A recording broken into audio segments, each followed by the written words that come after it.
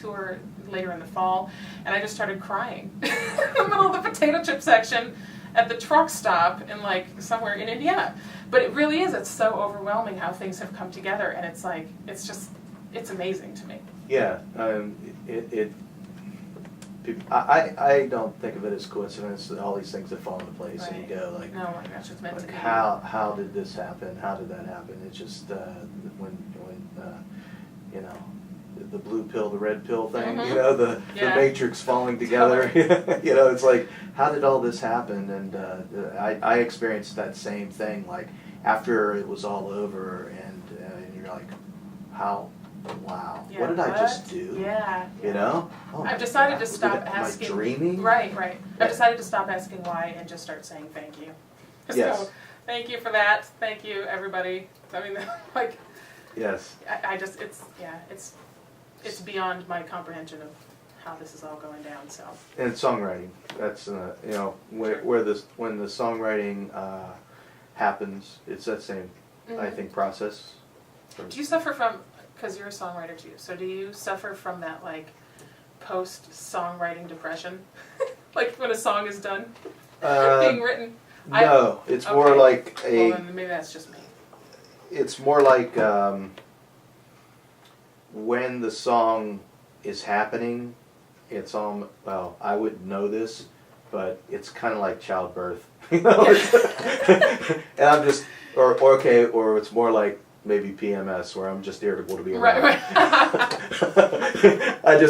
It's like, okay, then it's done, and I'm like, Yeah. wow, I'm glad, See, and then I'm relieved. I have this feeling of like, that might never happen again. That might be the very last time that a song comes to me, and then I'm miserable. I'm like, I can't believe I might never get to do that again. And then, of course, like 2 days later, I'm doing the same thing again. But it never fails. I mean, it's like, you know, I've written hundreds of songs.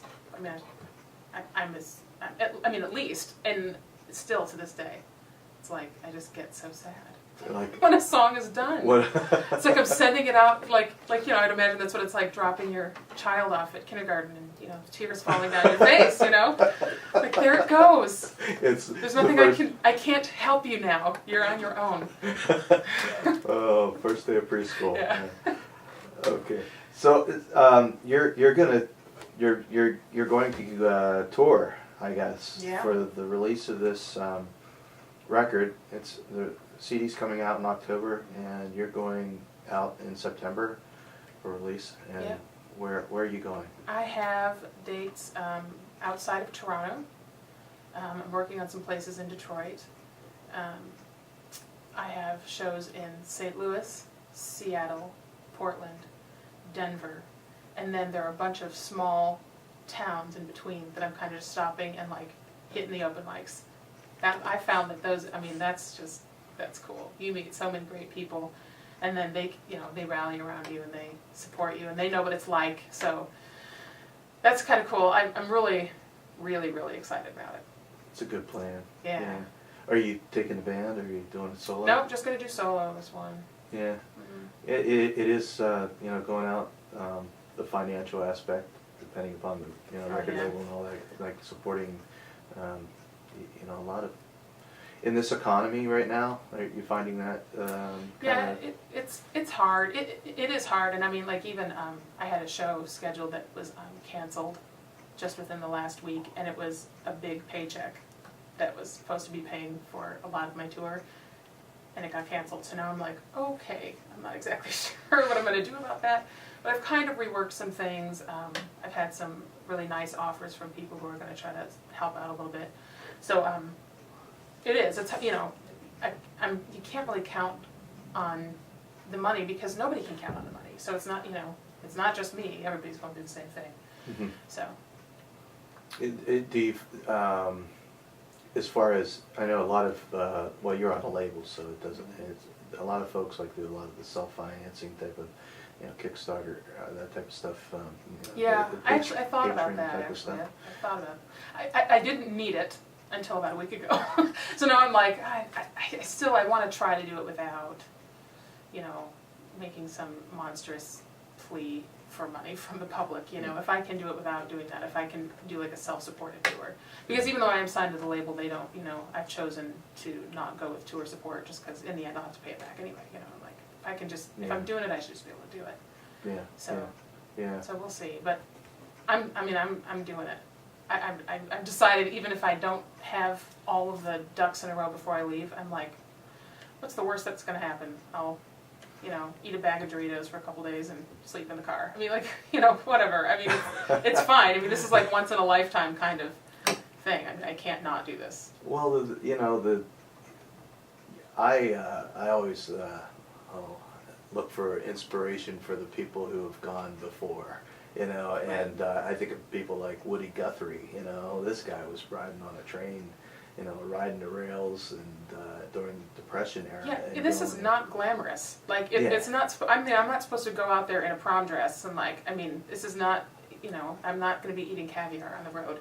And really, again, I don't even want that. That's exactly what I want. I want that, like, you know, becoming one with, you know, I mean, it sounds it sounds so stupid, but I do. I want that, like, you know, I want those moments of like, oh, I just want to go home. I want to be in my own bed. I want to feel that. I want to be nervous because I'm not sure if I'm on the right road. I want to be, you know, I Yep. want all of these emotions. I want to experience it all. So Yeah. then when I get home, I can. Yeah, my first cross-country drive, I ran out of money in Minneapolis. I just did not realize how far it was to get from Pittsburgh to Seattle. Right. Yeah. It's a I'm long- having a feeling that's going to happen. But you know what? I mean, Yeah, whatever happens, happens. I mean, I'm up to it. That's it. The universe will definitely Yeah, unfold before you. Totally. I feel like it's, you know, if it's supposed to happen, it will. And that's the thing too, is that it really, again, it's all fallen into place, and I keep my fingers out of it. Just, Yeah, so. I got it. I totally understand. So, you want to do another song for us? I'd love to. I want to hear as many as I can. Okay, good. Yeah. All What are right. you gonna do for us now? This is a song also on the next record. It's I wrote. So I have a gigantic purse that I carry with me everywhere, and I probably should stop doing that because it just becomes full of like all of this nonsense stuff that I don't need. And I reached in one day, like through all the receipts and gum wrappers and stuff, and I pulled out this piece of paper that I didn't recognize, and I had all these words written on it in my handwriting, so I know I wrote it, but I don't remember writing it down. I know what it's about, but I can't remember actually sitting and writing it.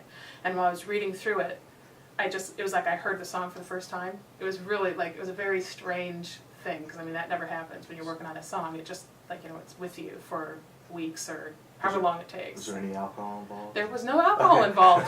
That's the thing, I know. Because I'm not, you know, I'm very, you know, I'm a child-free soccer mom is what I've decided, you know, so I'm a pretty clean-cut girl, and I just can't remember where these songs came from. I But, got you. but yeah, so anyway, so the song's kind of special to me just because of that, and then also because